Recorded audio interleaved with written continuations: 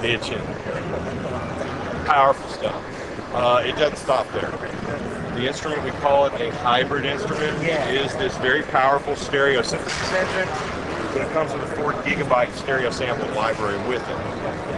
They are not just there for audio. I can use them as modulators into my first oscillator, so I can do FM synthesis with a sample as the FM operator. Only one other instrument, well, there's the Kima, but that's awfully like beyond everybody's scope of imagination. In terms of commercially available instruments, only one other synthesizer has done that. That was the Yamaha SY99, like 17 years ago, with a whopping 512K of sample memory. My time flies. So we got 4 gigs. They're exquisitely sampled.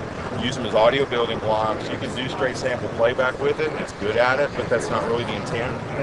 You know, you want a piano, there are dedicated programs out there that will do your exquisite piano, so you free up your resources to otherworldly stuff over here. Another unique thing we're doing is what's called net notes. We are changing the way sound libraries are handled. The current way, unless you create all your own content, you are acquiring libraries from other developers. So you buy somebody's stuff, you put it on your hard drive, you start going through the folder, that sound sucks, I'll never use it, that sound sucks, I'll never, oh, that's okay, that's pretty good, yeah, okay.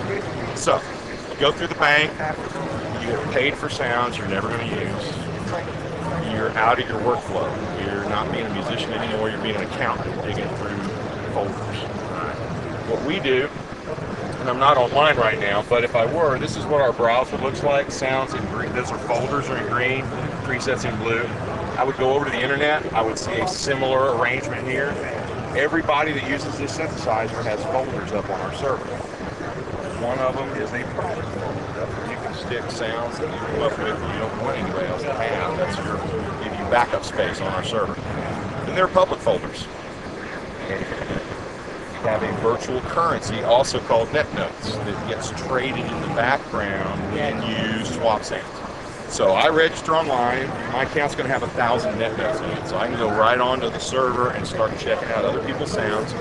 You do it while your tracks are running, so you're staying in your workflow. I'm just, okay, I don't like the sound on that track, let's try this one. Let's try this one. Yeah, cool. You acquire it. Most sounds are 5 or 10 credits, so 5 or 10 net notes. So your account will be debited 5, the guy who programmed it will be credited 5. And then you get access to the knobs. Then you can start doing your edits, put that up in your folder. It's kind of like a wiki for sound design. And you start with a resource, make your changes to it, add that back into the community. So it is a community for all the end users to share sound design resources instead of the way it is now. Okay, we all use the same stuff, we'll use the same. I don't use myself. It's a community thing, man. It's about sharing, I mean, we play with other musicians, we share, so you should play nice with other sound designers too. What it means, though, you always have access. Yeah. I mean, we ain't giving you our code, but we're going to open up as much as we can.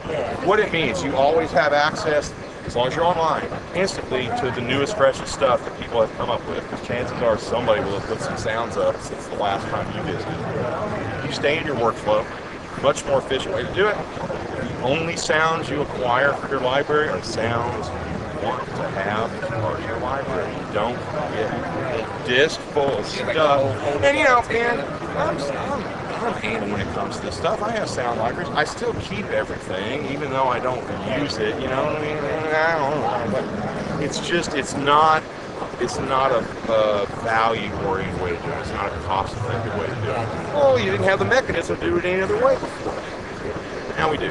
So we got a synthesizer that does some things no synthesizer has ever done.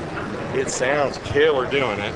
And then we have the community aspect where your sound library is going to grow, but in the direction that you want to grow it in. List price, $199. Really? Yeah, street $150. You can order through Guitar Center right now. We're in the process of getting our distribution set up. We originally launched higher, because I kill every other synth in the industry. Oh no, is that on tape? I do. Nobody can touch this stuff. So we were originally $339, because that's what the big boys are. Well, the big boys are the big boys because they've got the name recognition. we're just starting to tell our story. So how do you make an impact? With the price.